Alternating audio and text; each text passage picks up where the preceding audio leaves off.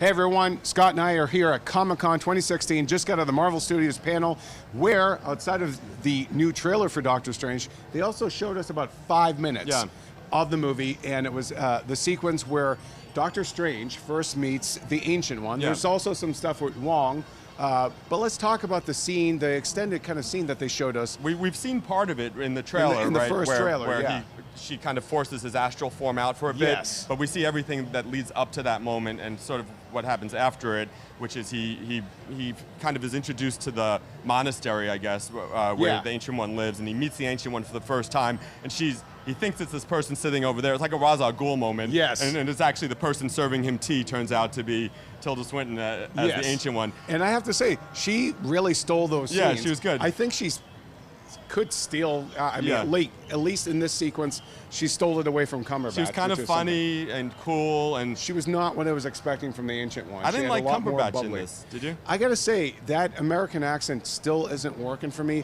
but I think it's also, and you pointed this out to me on the walk over, you know, we're seeing a Stephen Strange at his less than heroic moment. Yeah. He's kind of still in his jerk phase, but he's burned out, and he's bedraggled, and he's just, but there was something like, when you're dealing with the Ancient One, and Baron Mordo is there, Chiwetel Ejiofor's character, you know, he's kind of the least impressive thing in a room full of people who are like, you know, magical monks. Yeah, you know? It seems a little surprising to introduce him with that scene where he's so unlikable, but it is, I mean, that is Doctor Strange. He's supposed to be unlikable. Yeah, that's his arc. There was a really cool thing where then after she kind of shoots his astral form out, then she sends him, I guess, mentally, I don't know what was happening, but he goes flying out of the building above planet Earth and into like a 2001 A Space Odyssey mind trip, which looked really Steve Ditko-esque, and the guy who did the original Doctor Strange art.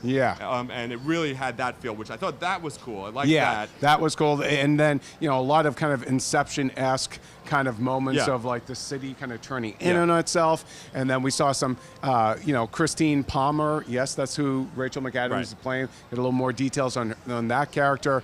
And then we got to see Doctor Strange with his cape and the and just, you know, doing his sorcery. Yeah, you got to see like when in the comics he would make the sort of, you know, weird kind of imagery appear before his hand. They're doing all that stuff. And they were trying to do that at the panel by doing like laser projections out to the audience. But I have to say, like overall, in a panel where we saw Guardians of the Galaxy 2 and Spider-Man Homecoming, they led with Doctor Strange, but it was also, even though I'm really looking forward to it, it's not the one I feel like I'm going to be talking about coming out of this. I feel the same way.